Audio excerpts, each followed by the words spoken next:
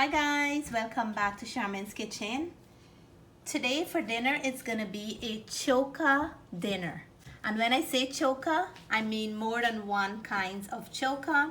Today I'm gonna be sharing a recipe for Baigan Choka, and I have this recipe on my channel, so I'm gonna link below a full recipe for Baigan Choka.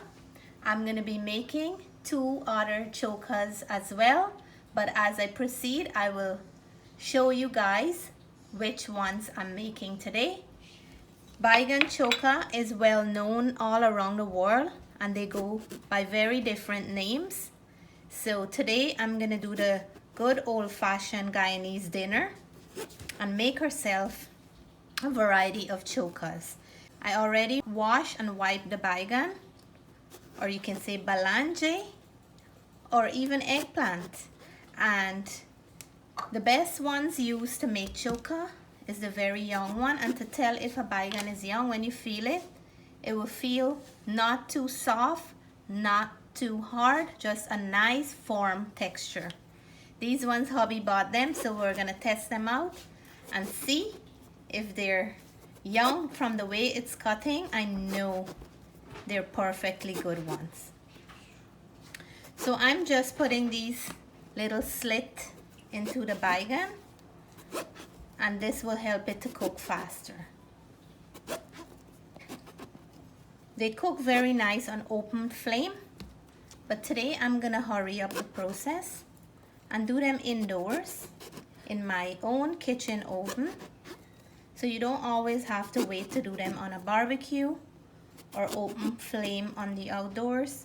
They can also be done in your oven.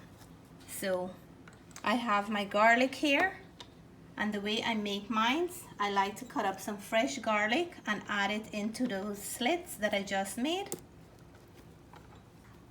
So while the baigan is cooking, the garlic is also roasting inside, and this will give us a beautiful flavor when it's done.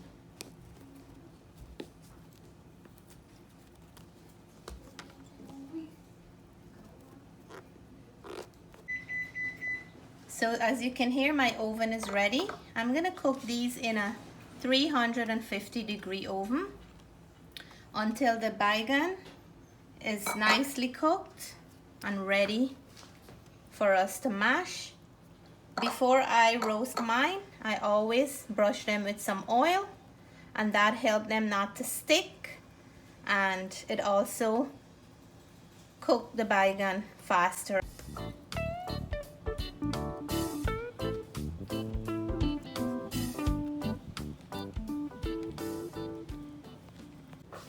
When I'm roasting baigan, I like to add some roasted tomatoes as well.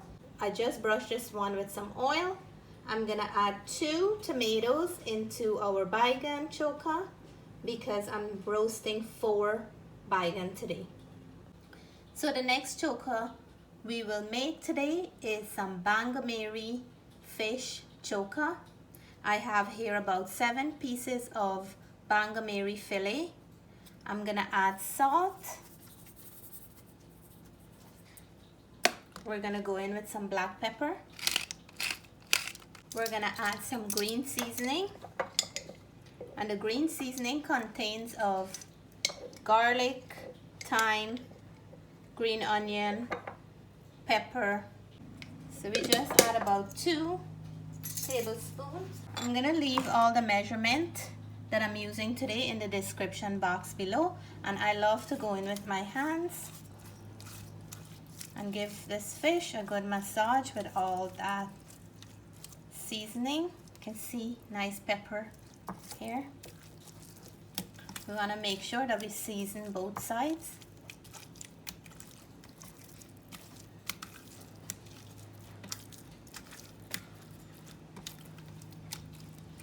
Any seasoning will do for this marinade,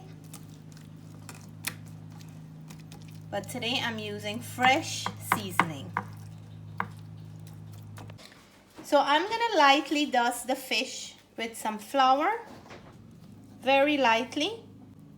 I'm gonna make sure that I shake out all the excess flour, and then we'll fry them.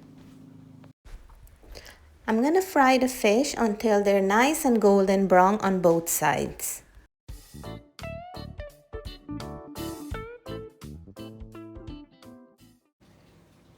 So now that our fried baigan is done and ready, I have my ingredients here to go with our fish choka.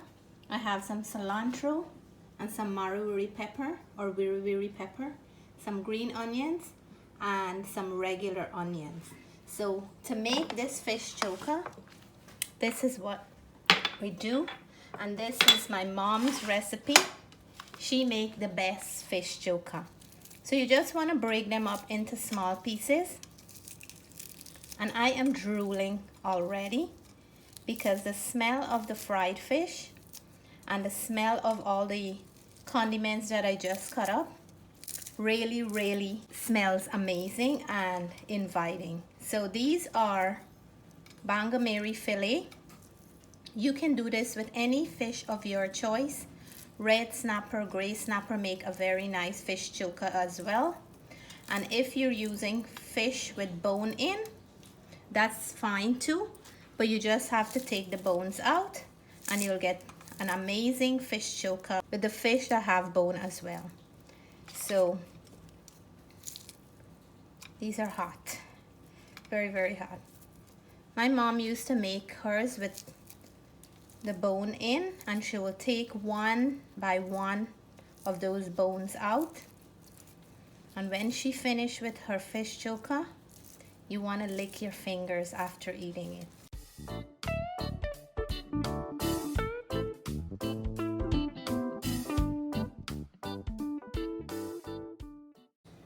So that's how simple it is. And the next step, you just add your seasoning. So green onions, regular onions, and for this I tried to chop them to a nice texture, not too big and not too small. Wirrie and cilantro, which gives a really nice flavor. The wirrie will give a nice little heat and the cilantro give a nice limeish kind of flavor. And you just want to toss it around into the fish. And for me, I don't break the fish up too fine, because when you're eating it, you want to still have some bite of that nice fried fish in your mouth.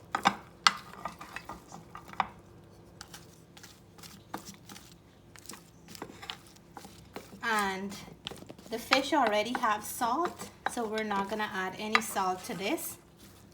But next we're gonna go in with half of a lime juice.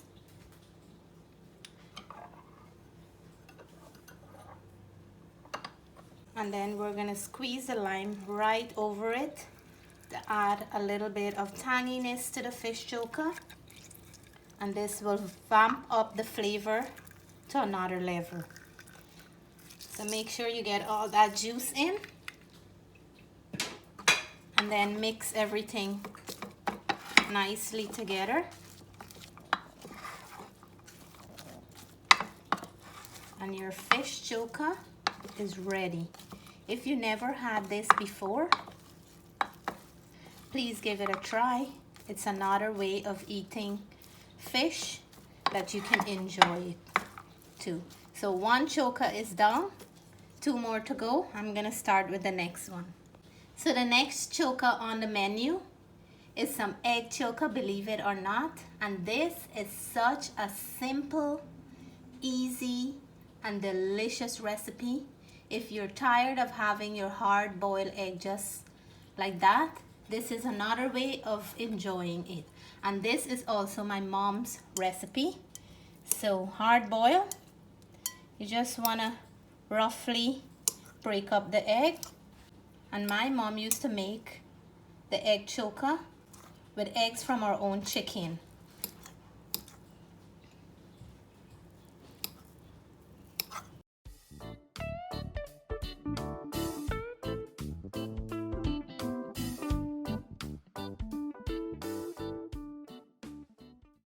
So roughly mash the eggs like when you're making potato salad.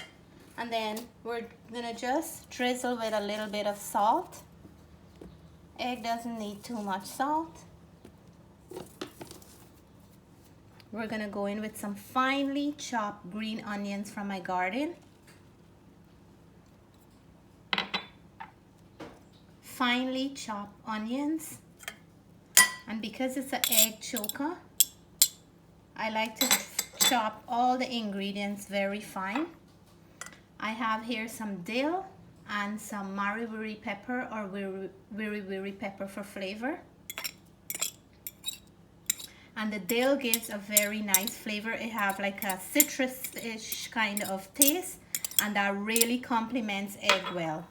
I didn't add too much, but just enough to flavor up the amount of eggs that I have in this plate. All the ingredients that I'm adding today, like the dill and the green onions, came from my garden, and it smells so nice and fresh. And again, if you're in a hurry, this is a quick fix. It can go on bread, and it can go with roti, and it can go with any naan or bake if you like. But I remember my mom used to make it with some nice oil roti, and that's what I'm gonna serve with mine today. It smells nice and it looks very beautiful. So now our baigan is done roasting, and our tomato. The tomato gives the baigan choka a very nice flavor. I have here all my ingredients: some freshly chopped onions, wirrie pepper, and some green onions. When you're making baigan choka, pepper is a must in here because it makes it very nice and delicious. So what I did, cut it open from top to the bottom, and I normally scoop up the inside with a spoon, and I find this way it works so easy for me. So we're gonna add it here, and I want to show some of the garlic that we roasted in here. So here, look at that. This is one piece of the garlic, and this is another one here. They are nice and soft. It's gonna infuse in the baigan choka and give such a beautiful roasted kind of flavor. So I'm gonna continue do this, and then I will come back. Look at the garlic in here. So nice and soft and well cooked. And that will add amazing flavor to the baigan. So I just peeled all the baigan and the tomato. I'm gonna give this a good mash, and then we'll come back to add the ingredients. We're gonna add our salt. Like roughly mash the baigan. You never get it smooth enough, but it's nice with a texture. And once all your flavor is on point. So I'm gonna do it a little different today. And I'll share that right after I finish mashing this baigan. I usually hot the oil and put it into the mashed baigan with the raw ingredients, but today I'm gonna saute the onions.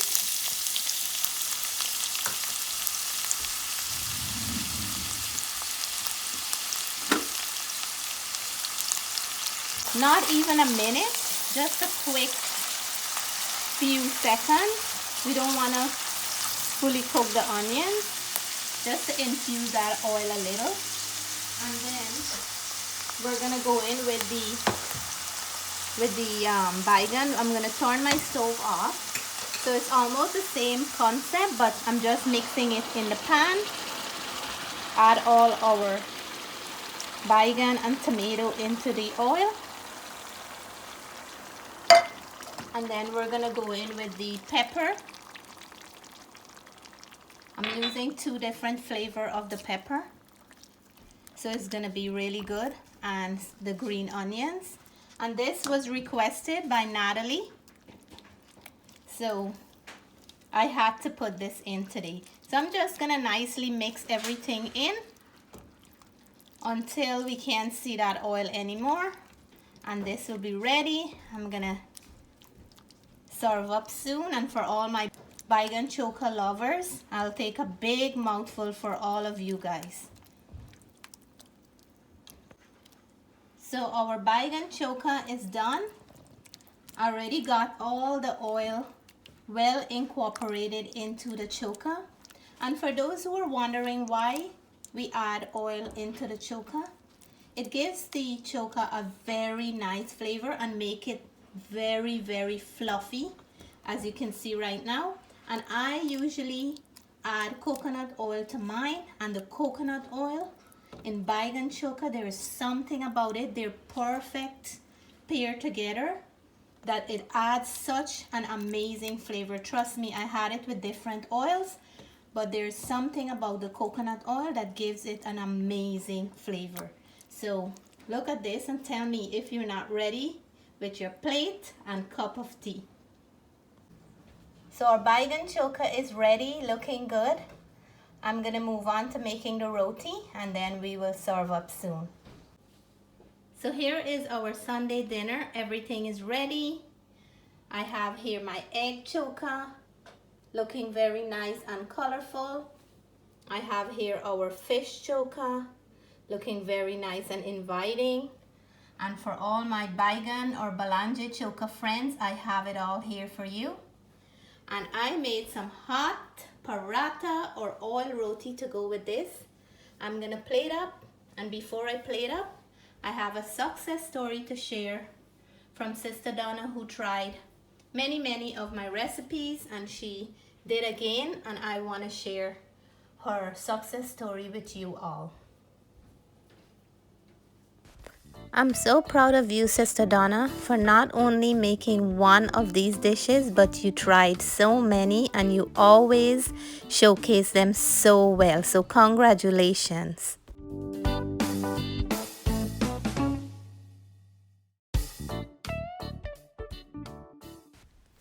So I'm gonna serve the dinner outside because it's beautiful in the backyard. I have my roti here. We have our egg choka, Balanje choka. We made some homemade lemonade, and we have the fish choka here. Everybody will dig in. It's kind of noisy and windy outside. So I'll do my taste test inside and then I'll finish my dinner outside. So here is our choka dinner tonight. My Baigan choka, egg choka, fish choka, and nothing goes better with it than some oil roti or paratha roti. So I'm gonna take a mouthful for my Baigan choka friends. The first mouthful goes to you. Cheers.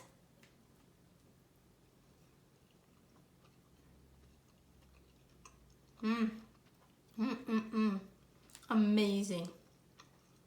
Right amount of pepper and flavor. So I'm gonna go in for some egg choka now. And all my friends who never had this before, I hope you'll give it a try. This mouthful goes to all the viewers and the subscribers.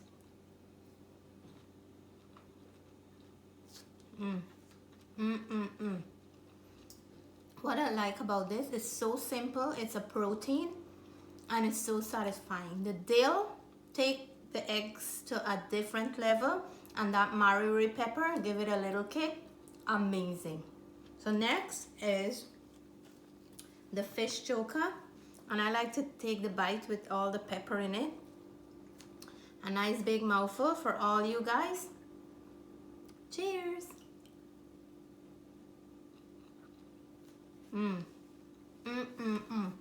This plate right here is a winner.